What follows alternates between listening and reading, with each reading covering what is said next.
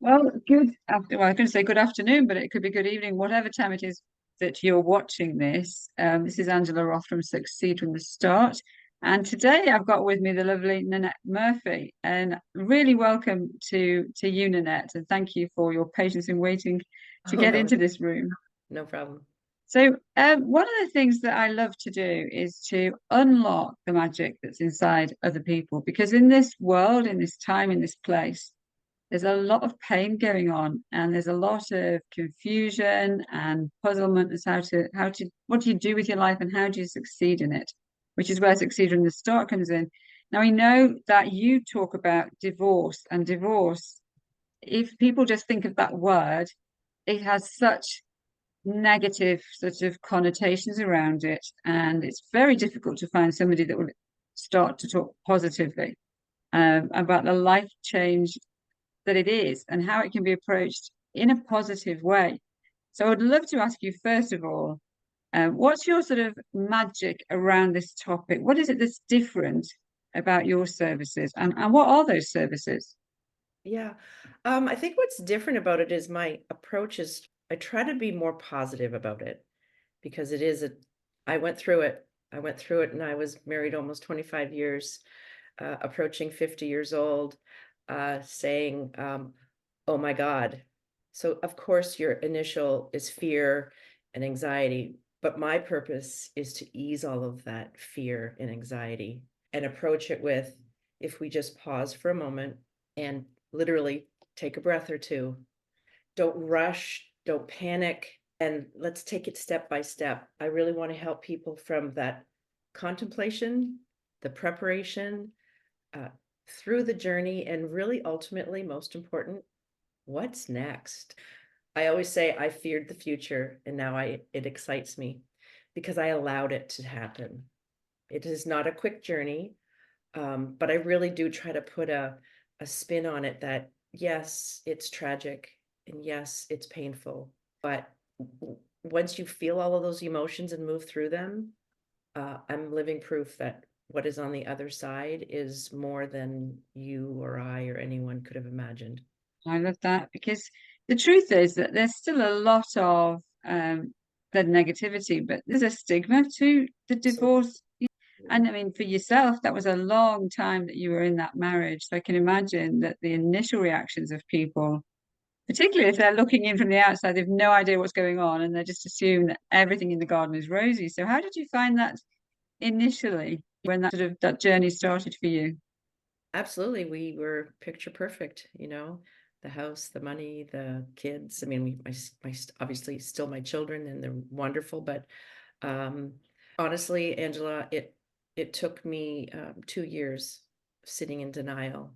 Um, and I look back now and I really just think it was my own mind, body, and soul preparing myself for what is next. And it just took longer than I thought. And there's no right or wrong for anybody. You all have to go through that journey on your own. But we were a family that people looked up to, and, oh, what a beautiful marriage, and it's so perfect. So, yeah, like I said, 2 years I sat and spoke not a word about it. Mhm. But the interesting part is when you think you are fooling everyone, you're fooling no one but yourself. And, ultimately, I realized that I had to make a change and move forward because sitting stuck, um, it was detrimental to my health, you know.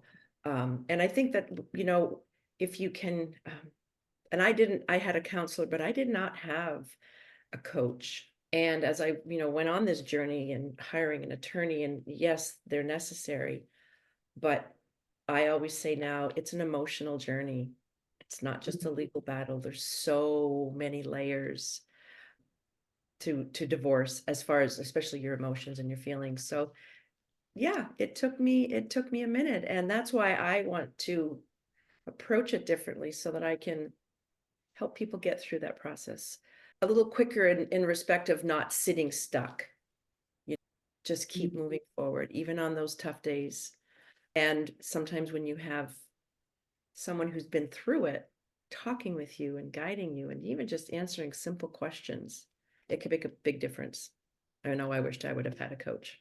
Do you know, I think that's a really important point because uh, it's not that counseling in itself has no purpose and there's no point to it, but often the people I work with, people I meet, it's often the case that the counseling can take you so far and it can make you feel accepted. It can make you feel you're not on your own, it's okay. But it doesn't take you to the next level of saying, and now I want to unhook myself from that and move forward into what's new and take hold of the good, because there's always good to take hold Yeah. of, isn't there, from the past, Yeah. but let go of the things that are just weighing me down.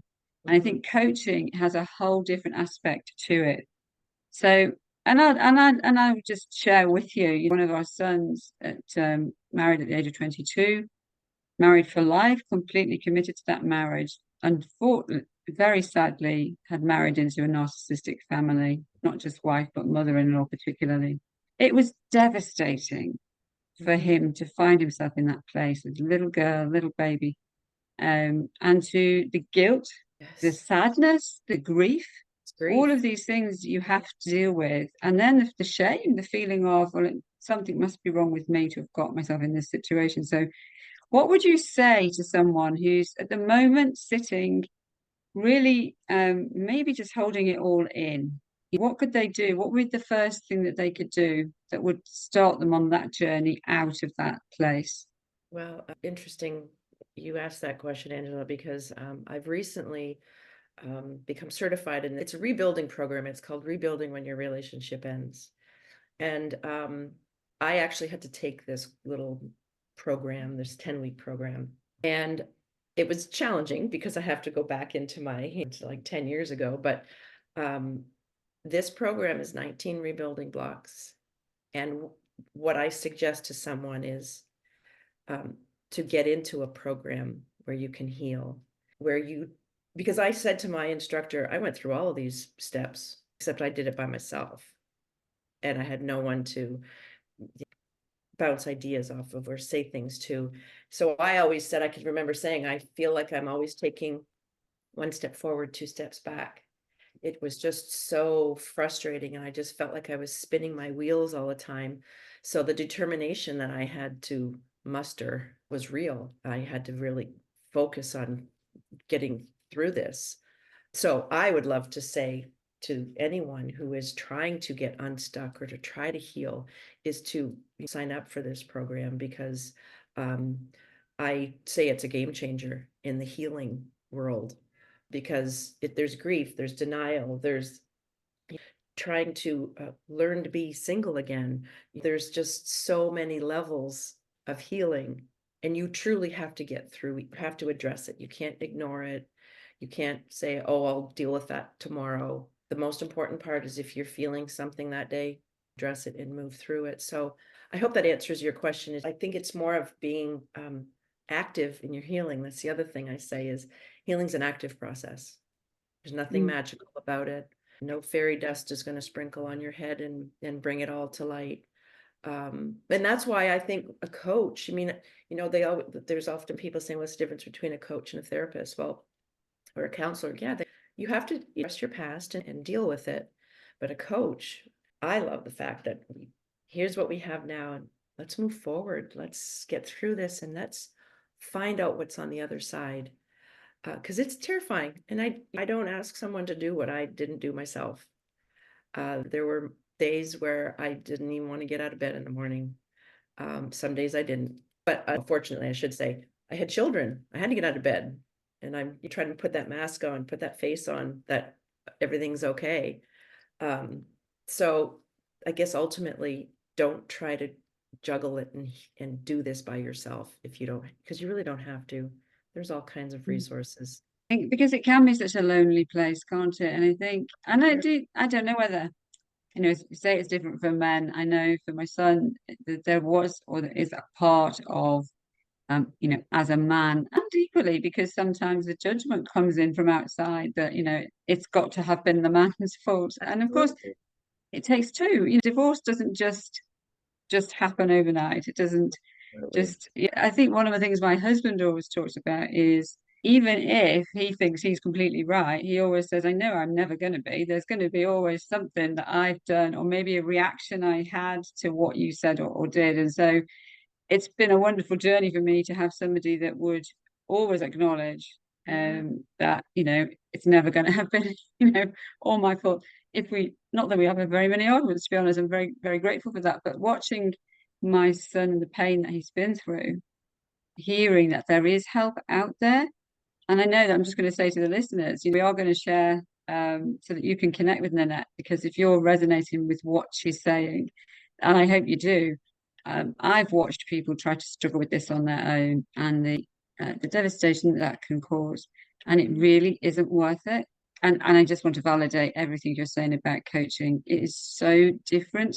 It changes lives, and it Mhm. changes them for the better. So what if somebody contacts you, Mhm. and do you have a chat with them first? How does it work? Yes, I always like to have a consultation call because ultimately I want to be able to work with them, but they have to be able to work with me. They want to, we have to connect. There's got to be some sort of a connection. And um, I'm not going to be perfect for everyone. And I also want my clients to be willing to work and put the time in.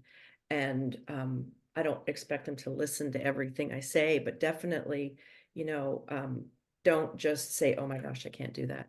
Oh my gosh, oh, I can't do that. You're right, you won't be able to if that's the approach that you take.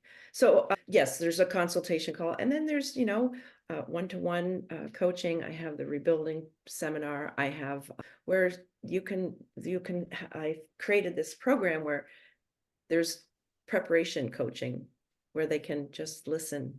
There's like 2.5 hours of content, and it's just preparation and how to, because not everyone wants to talk right away. So again, it's not like any other, I don't think it's like any other coaching. If you hire a business coach, you want to dive in and do all this. Divorce, it's struggle, and you're very cautious, and you're very like you said, sometimes there's shame, sometimes there's this great guilt. You've whether the one that's leaving the marriage or the one that is being left, or so there's a lot of tender emotions. And I want to encourage people to talk with me, but I don't push. There's no hard selling or anything like that, because when you're ready, you will take on the task of healing. Yes, I think. Do you, when somebody chats with you, do you work specifically with women? Do you work with both men and women? How does that work Well, for you? I have been up until now working with women, and ironically, I am actually just about to launch working with men, because, yeah, I mean, absolutely, obviously everyone needs assistance and everyone needs guidance, and yes, I've just now kind of launched that. I will be starting to coach men. I think that's wonderful, and I just want to say that because not all men are.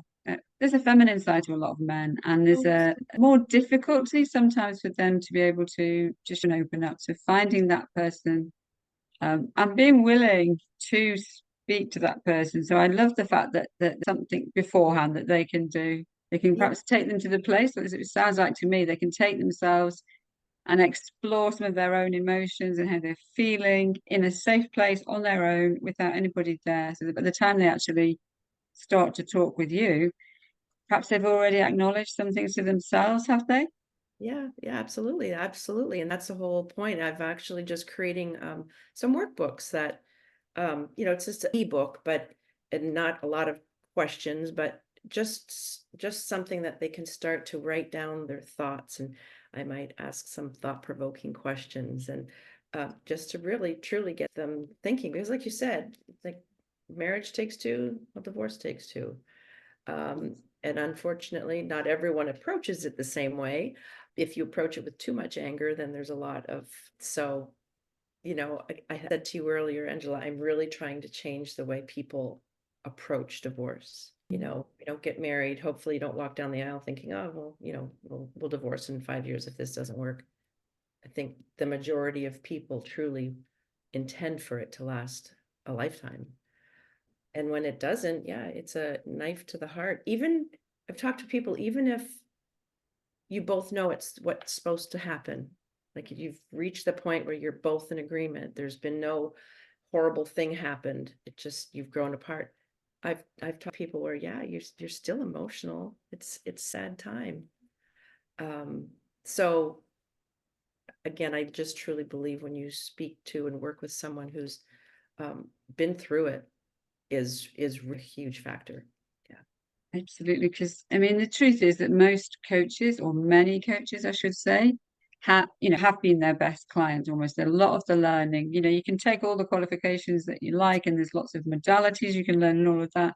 I Yeah. think that the best coaches I've ever met have been there. They've struggled in the thing that they're now working through. And that for me opens so many doors, because the truth is that just as you trust in any relationship, in your marriage relationship, you trusted, as you've just said, you didn't go into the marriage thinking, oh, well, doesn't matter if it doesn't work. Of course, you go in there believing that you fully know that person, and that this is it for the rest of your life. And when that doesn't happen, there's a part of you that must be very wary about trust again, and building relationships. So coming to somebody like yourself and exploring what that's like, and presumably you can help them, access those parts where there is that sort of shyness of trusting, so that they can trust again. Yes, absolutely. Because that's a huge, huge step to take to trust someone else.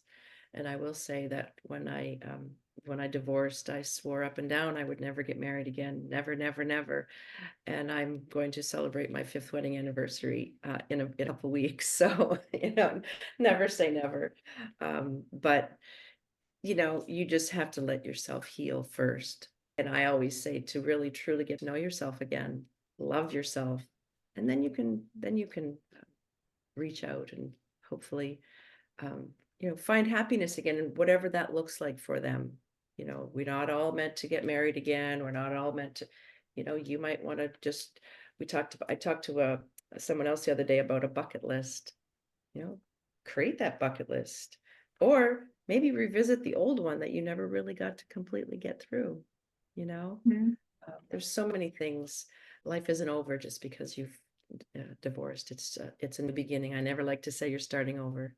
It's a new beginning. Yes, and I mean, that in itself is so important. And I think for somebody, if you're listening, again, what we're sharing here really is that there's life after divorce, there's hope after divorce, there's different. And whatever you go into, whatever it turns out for you, the learning that you've taken, particularly when you've gone and looked at it and sort of accessed all those bits that were not good, that have struggled with, and you've dealt with them and you've moved on from them, it means that there's a whole new door opening. So thank you for sharing everything you have. I wanted to share that, what you're saying there is so positive. So, I've heard people talk about divorce, and it can be almost like, this is the best thing ever. Now I'm completely independent and I can do what I like. And the truth is, that might be right for somebody, but equally, many people who've gone through that pain, it isn't that they don't want relationships again. They just don't know how to do it, do they? So, The fear. you've got the best of both worlds here. You've got the ability, you've gone through the pain, Yeah. you've worked through your own life, uh, and you've shown that, relationships can happen again.